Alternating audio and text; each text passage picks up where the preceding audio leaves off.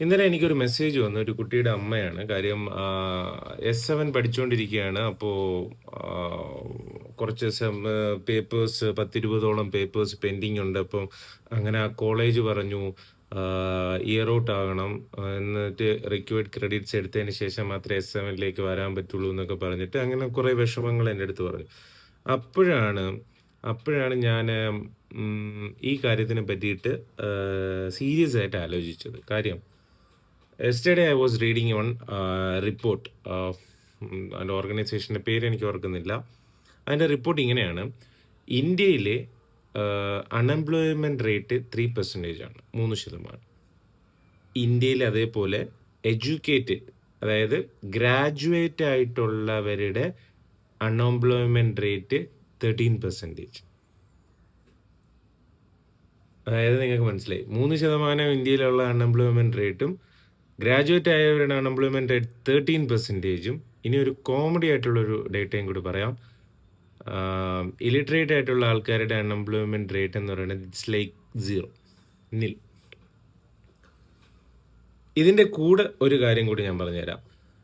നമ്മുടെ സെബി, നമ്മുടെ stock എക്സ്ചേഞ്ചസിൻ്റെ head organisation സെബിയിൽ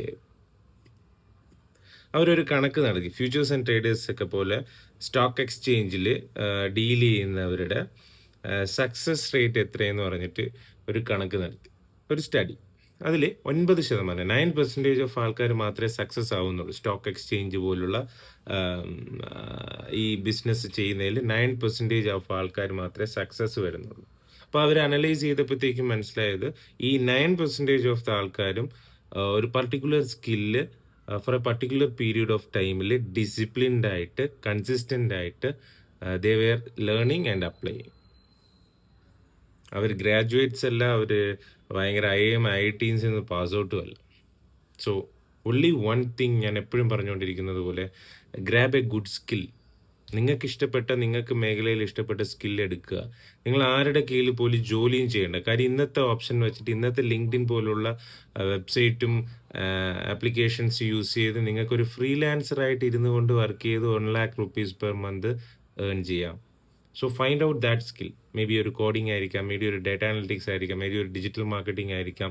അതിനെ കാച്ചിക്കുറുക്കി സ്കിൽ ചെയ്ത് ഡിസിപ്ലിനായിട്ട് കൊണ്ടുപോയാൽ it will earn you good amount of salary. Future എന്ന് പറയുന്നത് ഫ്രീലാൻസിങ് ആണ്. സ്കിൽഡ് ആയിരിക്കാൻ നോക്കുക, ഡിഗ്രി എടുക്കുക, അവിടെ പോയിട്ട് കുറേ ടീച്ചേഴ്സിൻ്റെയൊക്കെ ലൈഫ് എക്സ്പീരിയൻസ് നേടിയെടുക്കുക. ബൈ, നിങ്ങളുടെ സ്വന്തം ബിടെക് ബ്രോ. അടുത്തൊരു വീഡിയോയിൽ